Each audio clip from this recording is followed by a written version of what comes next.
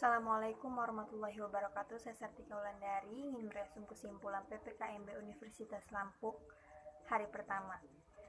Materi pertama disampaikan oleh Rektor Unila, yaitu Bapak Profesor Dr. Karomani MSI. Beliau membahas tentang pembinaan Gerakan Nasional Revolusi Industri di era Revolusi Industri 4.0 dan kenormalan baru. Yang pertama, revolusi mental. Revolusi mental sendiri artinya perombakan cara berpikir atau mindset, cara kerja atau berjuang, cara hidup agar selaras dengan semangat kemajuan dan tuntutan revolusi nasional. Tantangan global. Mahasiswa tidak cukup hanya pintar saja, tetapi harus mempunyai soft skill. Yang ketiga, tantangan nasional, yaitu demokrasi dan transformasi sosial kesenjangan. Tantangan nasional berikutnya yaitu bahan baku industri yang masih banyak impor. Keempat, skill yang dibutuhkan pada era revolusi. Materi kedua disampaikan oleh Bapak Brigadir Jenderal TNI Dr. Jubail Livianto SOS MM. Beliau membahas tentang bela negara. Yang pertama, hal mendasar bela negara. Yang kedua, ancaman terhadap pertahanan negara. Yang ketiga, bentuk-bentuk ancaman NKRI, dan yang terakhir adalah ancaman perang modern. Materi ketiga disampaikan oleh Komjen Pol Boy Rafli Amar SH tentang bahaya intoleransi, radikalisme, dan terorisme. Materi keempat tentang etika bermedia sosial. Sekian dari saya. Wassalamualaikum warahmatullahi wabarakatuh. Assalamualaikum warahmatullahi wabarakatuh. Saya Sartika Wulandari ingin meresum kesimpulan materi PKKMB hari kedua Universitas Lampung. Materi pertama yaitu Wakil Rektor Umum Profesor Asep Sukohar membahas tentang pengelolaan perguruan tinggi di era kenormalan baru. Beliau membahas tentang bagaimana kampus menyikapi COVID-19, yaitu dengan vaksinasi, perkuliahan online atau daring, BPJS Kesehatan, dan membentuk Satgas COVID-19. Bagaimana inovasi masyarakat, yaitu dengan rapat online, bisnis online, silaturahmi online, hingga konser amal online. Mewujudkan suasana belajar dan proses pembelajaran agar peserta didik secara aktif mengembangkan potensi dirinya untuk memiliki kekuatan spiritual keagamaan, pengendalian diri, kepribadian, kecerdasan, akhlak mulia, serta keterampilan yang diperlukan. Tujuan umum pendidikan tinggi yaitu menyiapkan peserta didik menjadi anggota masyarakat berkemampuan akademik dan atau profesional. Kedua, mengembangkan dan menyebarluaskan ilmu pengetahuan, teknologi, dan atau kesenian. Bentuk instansi pendidikan di tingkat pertama ada akademik, kedua politeknik, ketiga sekolah tinggi, keempat institut, dan kelima universitas. Hak mahasiswa dalam program Merdeka Belajar Kampus Merdeka yaitu pertama, hak belajar di luar program studi dalam satu perguruan tinggi, dan yang kedua, hak belajar di luar perguruan tinggi lain atau lembaga non-perguruan tinggi. Materi ketiga yang disampaikan oleh Bapak Profesor Yulianto tentang etika dan norma kehidupan mahasiswa.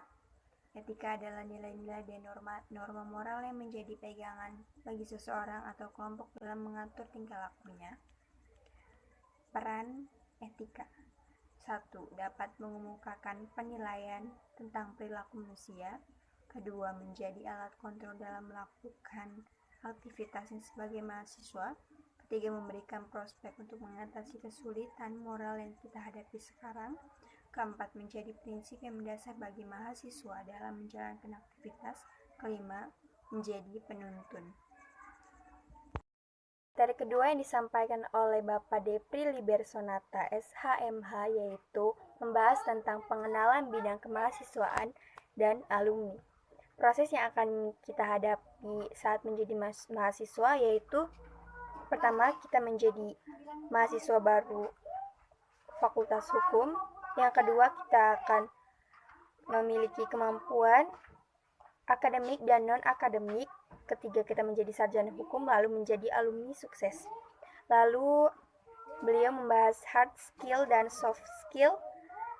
Hard skill sendiri didapat melalui edukasi formal seperti perkuliahan. Soft skill itu adalah kepribadian, atribut personal, serta kemampuan komunikasi yang dibutuhkan untuk sukses dalam sebuah pekerjaan.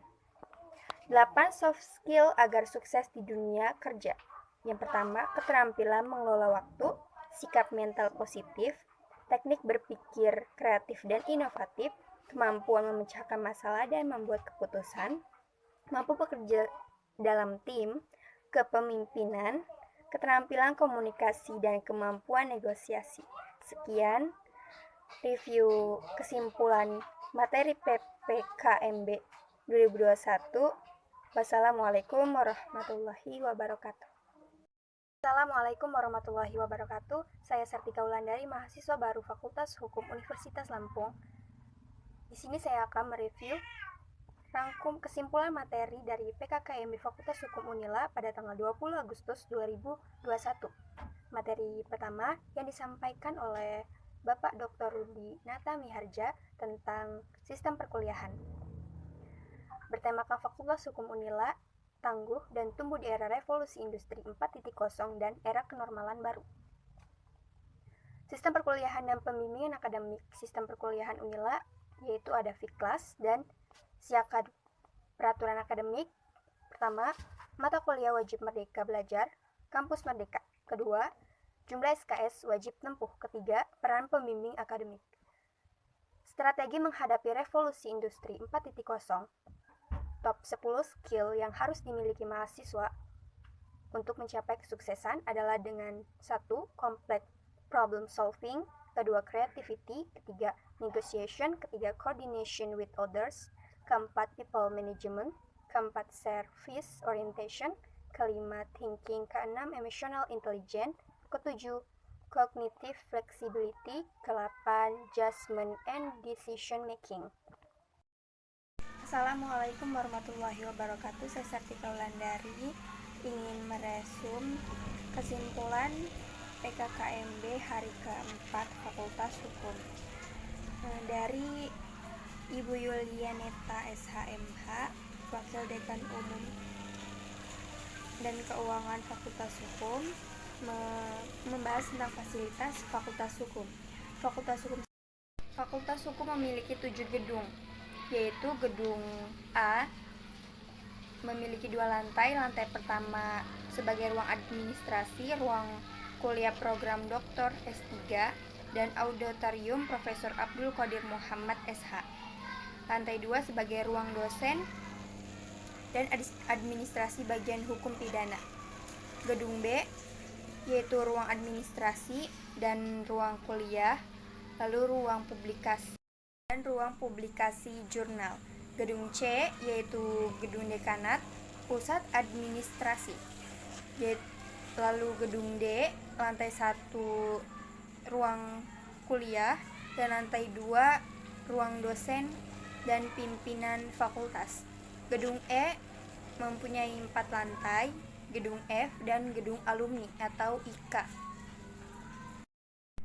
Fakultas Hukum juga memiliki fasilitas musola, wifi, CCTV, student lounge, taman, dan gazebo. Fakultas Hukum dibagi menjadi 5 bagian, yaitu bagian hukum pidana, hukum perdata, hukum administrasi, hukum tata negara, dan hukum internasional. Fakultas Hukum mempunyai lembaga kemahasiswaan, yaitu BEM atau Badan Eksekutif Mahasiswa. Lembaga eksekutif yang berada di lingkup Fakultas Hukum yang secara struktural terdiri dari barisan intelektual muda, staf, BEM, dan beberapa presidium. Fakultas Hukum juga memiliki beberapa UKM, yaitu UKM Persigusi, kedua PSBH, ketiga Mahkamah, keempat FOSI, dan kelima Mahusa. Lalu Fakultas Hukum mempunyai himpunan mahasiswa. Ada 5 hima, yaitu Hima Hukum Internasional, Hima Hukum Pidana, Hima Hukum Perdata, Hima Hukum Administrasi Negara, dan Hukum tata negara.